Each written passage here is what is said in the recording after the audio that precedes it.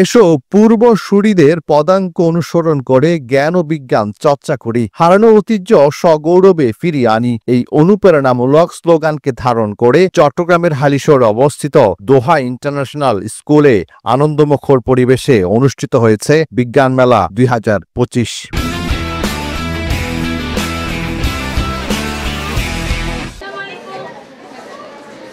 দিনব্যাপী এই আয়োজনে ছিল শিক্ষার্থীদের উদ্ভাবনী চিন্তা, গবেষণামূলক মনোভাব এবং সৃজনশীলতার দারুণ সমন্বয়। 28টি গ্রুপের মোট 54 জন শিক্ষার্থী নিজ নিজ প্রজেক্টে তুলে ধরেন আধুনিক বিজ্ঞান, প্রযুক্তি, পরিবেশ সংরক্ষণ ও টেকসই উন্নয়নের বিভিন্ন দিক।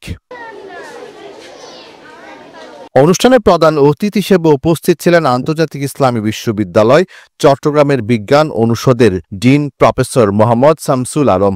বিশেষ অতিথি ছিলেন একই বিশ্ববিদ্যালয়ের ইলেকট্রিক্যাল অ্যান্ড ইলেকট্রনিক্স ইঞ্জিনিয়ারিং বিভাগের সাবেক চেয়ারম্যান ডক্টর ইয়াসির আরাফাত এবং সিনিয়র শিক্ষক ডক্টর আব্দুল কাদের। অতিথিবৃন্দ শিক্ষার্থীদের কাজের প্রশংসা করে বলেন, এই ধরনের আয়োজন শিক্ষার্থীদের গবেষণা মনস্কতা ও বৈজ্ঞানিক দৃষ্টিভঙ্গি বিকাশে অনন্য ভূমিকা রাখবে। ভবিষ্যতে উদ্ভাবনী সমাজ গঠনে এমন কার্যক্রম অত্যন্ত গুরুত্বপূর্ণ।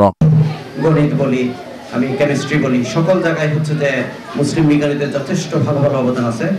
তো আজকের এই সায়েন্স ফেয়ারে তোমাদের প্রজেক্টগুলো দেখে আমরা খুবই মুগ্ধ।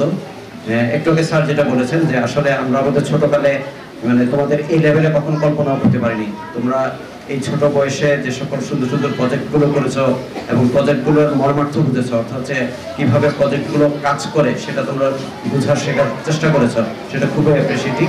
আমরা আশা করি এই যে আমাদের মুসলিম বিশ্বের যে সকল বড় বড় সায়েন্টিস্ট বিজ্ঞানী ছিল, তোমরা ইবনে সিনার মতো, জাবিরের মতো এই ধরনের বড় বড় বিজ্ঞানী হয়ে মুসলমান সমাজকে এবং আমাদের দেশকে উন্নতি শীর্ষ পর্যায়ে নিয়ে যাবে।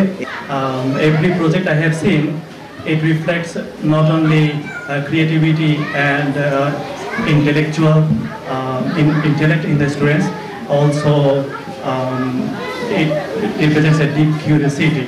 প্রতিষ্ঠানের প্রতিষ্ঠাতা ও পরিচালক হাসান মাহমুদ বলেন, বিজ্ঞানের উদ্ভাবন আজ আমাদের জীবনকে সহজ করেছে। আমরা চাই আমাদের শিক্ষার্থীরাও বিজ্ঞানের আলোয় নিজেদের আলোকিত করে সমাজ ও দেশের উন্নয়নে অবদান রাখুক। এ মেলার মাধ্যমে তাদের মধ্যে বৈজ্ঞানিক কৌতূহল ও সৃজনশীল চিন্তার বিকাশ ঘটানোই আমাদের মূল লক্ষ্য।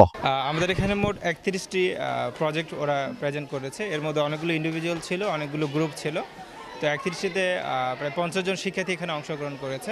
তো আপনারা দেখেছেন এখানে তারা বেশ কিছু ইনোভেটিভ প্রজেক্ট এখানে শো করেছে। তো এটার উদ্দেশ্য ছিল, আমরা চাই যে আমাদের শিক্ষার্থীরা শুধু একাডেমিক পড়াশোনা করবে না, যে জাস্ট কোশ্চেন মুখস্থ করলাম দেন সেটা পরীক্ষা লিখে ভালো মার্কস পেলাম।